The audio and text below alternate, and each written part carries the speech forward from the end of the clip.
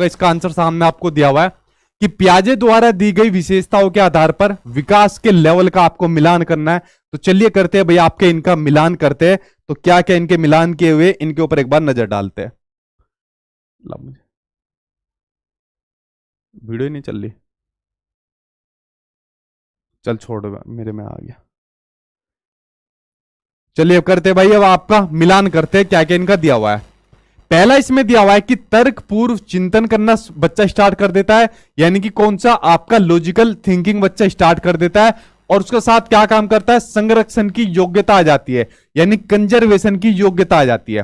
देखो कंजर्वेशन मैंने क्या बताया था, जब हम किसी चीज की उसमें उसकी शेप में चेंज कर दे, ठीक है, और शेप में चेंज करने के बावजूद या उसकी क्वांटिटी उसकी सेम रहे, तो बच्चा जब इस चीज को समझ नहीं पाता, तो ये होता है आपका कंजर्वेशन होता है।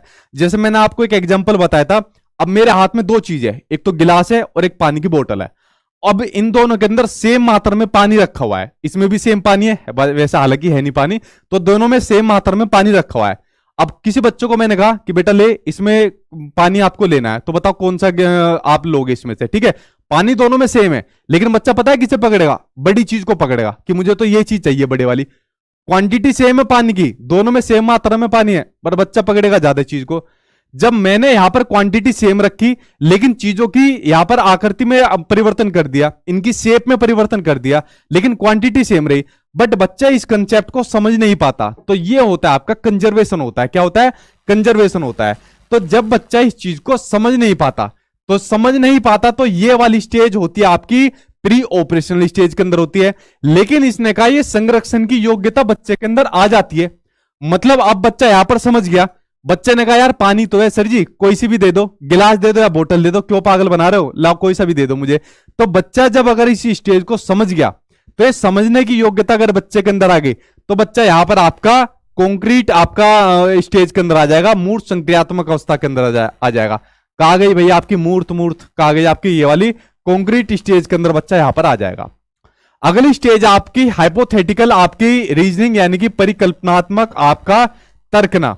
देखो हाइपोथेटिकल रीजनिंग होती है आपकी, जब बच्चा दिख रहा है उसमें कमेंट, चल ठीक है। देखो अगली आ गई आपकी हाइपोथेटिकल रीजनिंग, यानी कि परिकल्पनात्मक आपकी तर्कना। तो परिकल्पनात्मक तर्कना आपकी औपचारिक संक्रियात्मक अवस्था में आती है। एक होती है आपकी इंडक्टिव रीजनिंग, एक होती है आपकी डिडक्टिव रीजनिंग। इंडक्टिव रीजनिंग आपकी मूर्त संक्रियात्मक अवस्था में आती है, और डिडक्टिव रीजनिंग आपकी औपचारिक संक्रियात्मक अवस्था में आती है। तो जो आपकी डिडक्टिव रीजनिंग है, उस डिडक्टिव रीजनिंग का ही दूसरा नाम आपका क्या होता है, आपका हाइपोथेटिकल आपकी रीजनिंग होती है, यानी कि आपकी परिकल्पनात्मक आपका तर्कना होती है, जिसमें बच्चा नियमों के ऊपर अपना उदाहरण की ओर जाता है, नियमों के ऊपर अपना तर्क करना स्टार्ट करने लग जाता है। तो ये स्टेज होती है आपकी औपचारिक संक्रियात्मक अवस्था में। तो फोर्थ स्टेज है आपका, और बच्चा इसमें अमूर्त सोच भी करना स्टार्ट करना लग जाता है, यानी कि एब्स्ट्रैक्ट थिंकिंग बच्चे के अंदर अपना स्टार्ट हो जाती है। अब देखो यहां पर दो पॉइंट बड़े क्लियर, यहां पर बड़ा डिफरेंस है दोनों के अंदर, कंफ्यूज मत हो जाना।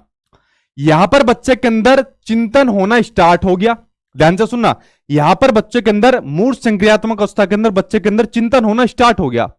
बट जो चिंतन के अंदर मैच्योरिटी आई, जो चिंतन के अंदर परिपक्वता आई, या जो चिंतन जो हुआ वो अमूर्त जो चिंतन हुआ, वो आपका औपचारिक संक्रियात्मक अवस्था में आ गया। यहां पर कंफ्यूज मत हो जाना। अगर बात करें चिंतन कब स्टार्ट होता है, तो चिंतन स्टार्ट होता है भैया आपका मूर्त संक्रियात्मक अवस्था में, लेकिन चिंतन जो आपका अमूर्त होता है, या चिंतन में जो मैच्योरिटी आती है, वो आती है आपकी औपचारिक संक्रियात्मक अवस्था में आती है, ठीक है।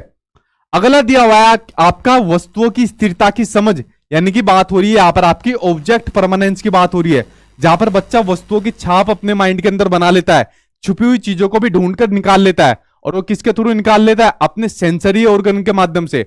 कौन से सेंसरी ऑर्गन होते हैं, 5 सेंसरी ऑर्गन होते हैं, आंख, नाक, कान, आपके जीभ और आपकी जो स्किन होती है, ये 5 सेंसरी ऑर्गन होते हैं, जिसके माध्यम से बच्चा छुपी हुई चीजों को भी ढूंढकर निकाल लेता है।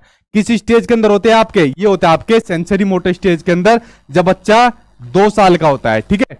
और ये इसके अंदर आपका 2 साल हो गया आपका, इसके अंदर आपका ऑब्जेक्ट परमानेंस का गुण होता है, ठीक है।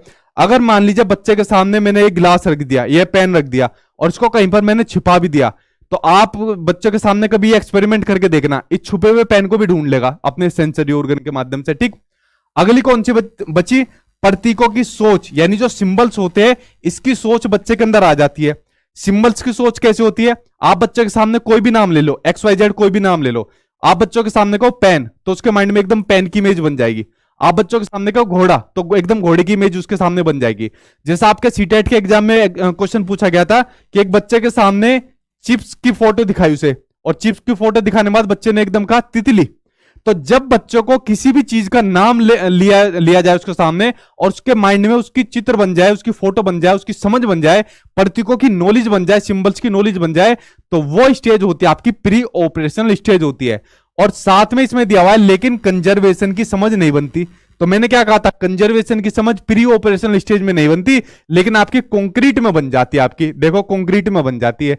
तो ये होती है आपकी प्री ऑपरेशनल स्टेज होती है। क्या है भाई, आपकी प्री ऑपरेशनल आपकी स्टेज होती है जब बच्चा 2 साल से लेकर 7 साल तक का होता है। ठीक है, तो देखो एक क्वेश्चन था, और एक क्वेश्चन के अंदर जीन प्याजे से संबंधित कितने सारे पॉइंट आपके यहां पर निकल कर आए, जो मैंने सामने आपको अपनी स्क्रीन पर यहां पर बता दिए। ठीक है, चलिए अब आप लोग इसमें देख लेना भाई कौन कौन सा इसका मैच द फॉलोइंग बनेगा। बढ़ते हुए आपके नेक्स्ट क्वेश्चन की ओर। अगला क्वेश्चन आपको क्या दिया हुआ है, जीन प्याजे भर भर के आपके एग्जाम में पूछे जाने वाला है, तो इसको ध्यान से कर लेना। अगला क्वेश्चन सामने आपको अपनी स्क्रीन पर दिख रहा है कि निम्न में से कौन से कारक अधिगम को यानी कि लर्निंग को प्रभावित करने वाले कारक होते हैं। जो आप लोग सीख रहे हो यहां पर, जैसा सीड भी सीख रहे हो, तो बताओ सीखने को प्रभावित करने वाले कारक कौन से होंगे। देखिए प्रभावित करने वाले कारक की जब बात आती है, तो मैंने कहा था बच्चे के अधिगम को प्रभावित करने वाले बेसिकली 3 कारक आपके होते हैं। पहला होता है खुद बच्चा। कौन होता है, पहला होता है खुद बच्चा, दूसरा होता है टीचर, दूसरा होता है आपका टीचर, और तीसरा होता है आपका एनवायरमेंट होता है। तीसरा कौन होता है आपका, एनवायरमेंट होता है। तो ये होते हैं लर्निंग को प्रभावित करने वाले कारक। अब एक बात बताओ, पहले बात करते हैं बच्चा कैसे होता है अधिगम को प्रभावित करने वाला कारक। जब बच्चा कोई चीज सीख रहा है, XYZ स्कूल में जाके सीख रहा है, तो जब बच्चा आपका उसका फिजिकली या मेंटली किसी भी प्रकार का वो अगर उसका सही प्रकार से डेवलपमेंट नहीं हुआ, उसका विकास नहीं हुआ, तो बच्चे के लर्निंग पे उसका प्रभाव पड़ेगा या नहीं पड़ेगा। मान लीजिए उसको सही प्रकार से खाना नहीं मिल रहा, मानसिक रूप से वो विकसित नहीं हो पा रहा है, तो उसका उसके लर्निंग पर प्रभाव पड़ेगा नहीं पड़ेगा, बिल्कुल प्रभाव पड़ेगा। तो पहली चीज है कि बच्चे का शारीरिक और मानसिक विकास किस प्रकार से हो रहा है, तो ये उसके लर्निंग को प्रभावित करता है। अगर ये उसका विकास सही प्रकार से हो रहा है तो लर्निंग बढ़ेगी, नहीं हो पा रहा है तो लर्निंग कम हो जाएगी। दूसरे नंबर पर आता है कि जो बच्चे के जो आपके इमोशंस होते हैं, कहां पर दिया हुआ है, देखो यहां पर दिया हुआ है कि जो बच्चे के इमोशंस होते हैं वो लर्निंग को प्रभावित करने वाले कारक होते हैं। और बच्चे के इमोशंस क्या, आप लोगों के भी, बड़ों के भी, आपके जो इमोशंस है, आप लोग यहाँ पढ़ने क्यों आ रहे हो, क्योंकि आप लोगों के इमोशंस जुड़े हुए हैं, यहाँ पर आप लोगों की भावनाएं जुड़ी हुई है। क्योंकि यार सीटेट का एग्जाम पास करने के बाद उसके बाद हम लोग जॉब के लिए क्वालिफाई कर जाएंगे, या बिहार वगैरह के अंदर जो भर्ती निकल गई तो हमारा सिलेक्शन हो जाएगा। तो आप लोग यहाँ इसलिए पढ़ने आ रहे हो क्योंकि यहाँ पर आप लोगों के इमोशन जुड़े हुए हैं। अगर आप लोगों के इमोशन जुड़े नहीं होते तो आप लोग पढ़ने भी नहीं आते, यहाँ पर आप लोग सीखने नहीं आते। चाहे आप लोगों को मैं घर पर जा जाके कितना भी इन्विटेशन दे लूं, क्या आ जाओ भाई पढ़ लो, कुछ सीखने को मिलेगा, गेट की कुंडी और बजा लेते या 2-4 गाली देकर मार कर भगा देते। ठीक है, तो सीखने का जो प्रभावित करने वाला कारक होता है वो होता है इमोशंस। मेक श्योर आपको ये बात समझनी है, इमोशंस खाली बच्चे के नहीं होते, इमोशंस आपके बच्चे के साथ साथ आपके टीचर के भी होते हैं। अगर मैं इमोशनली रूप से अच्छा नहीं हूं, अगर मेरा इमोशन सही नहीं है, आज मेरा पढ़ाने का मन नहीं है, तो आप लोग पढ़ पाओगे? मैं कह दूंगा अरे जाओ भाई काम करो अपना, ठीक है, आज नहीं पढ़ाऊंगा मैं, अपना जाओ जो तुम्हें करना है कर लो, तो 10 कमेंट गाली में भर जाओगे, अरे मैंने इनको ब्लॉक मारो, निकालो ऐसे। तो अगर क्लासरूम में टीचर घर से लड़कर आ रहा है, उसकी वाइफ ने उसको डांट लगा दी, फटकार लगा दी, तो गुस्सा बच्चों के ऊपर उतारेगा। बच्चे के इमोशंस और टीचर्स के जो इमोशंस होते हैं वो दोनों ही पॉजिटिव होने चाहिए, उनके अंदर क्यूरियोसिटी देखने को मिलनी चाहिए, अच्छे होने चाहिए, तो तभी जो लर्निंग हो पाएगी वो बढ़ पाएगी। ठीक है, ये बात आपको ध्यान रखनी चाहिए।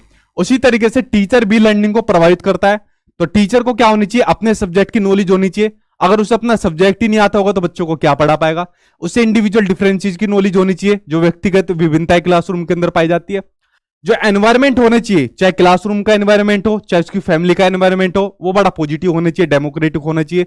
तो ये सभी बेसिकली मेन फैक्टर होते हैं जो लर्निंग को प्रभावित करते हैं। अगर ये अच्छे नहीं मिलेंगे तो लर्निंग कम हो जाएगी, और ये अच्छे मिले तो लर्निंग बढ़ जाएगी।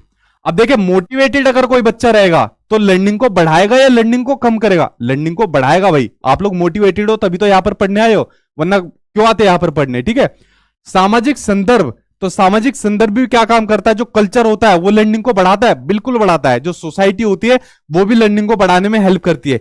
इमोशंस का मैंने आप लोगों को बता दिया। और उसके अलावा शिक्षा शास्त्रीय उपागम जो पेडागोजिकल अप्रोच होती है वो भी लर्निंग को बढ़ाती है। अगर मान लीजिए कोई बच्चे को कोई चीज समझ में नहीं आ रही तो अलग अलग तरीके से उसको पेडागोजिकल अप्रोच के थ्रू समझाओ, टीएलएम का यूज करो, अपने नए नए मेथड्स के थ्रू उसको समझाओ। तो ये जितने भी फैक्टर्स होते हैं ये अधिगम को प्रभावित करते हैं। अगर ये फैक्टर सही नहीं हुए तो लर्निंग आपकी कम हो जाएगी, अगर ये फैक्टर बढ़िया हुए, पॉजिटिव हुए, तो लर्निंग आपकी बढ़ जाएगी। तो चारों ही फैक्टर आपके सही हो जाएंगे, यानी फोर्थ ऑप्शन यहां पर आपका सही हो जाएगा। जो चीज मैंने आपको बता दी, आई होप आप लोग समझ गए होंगे। ठीक है।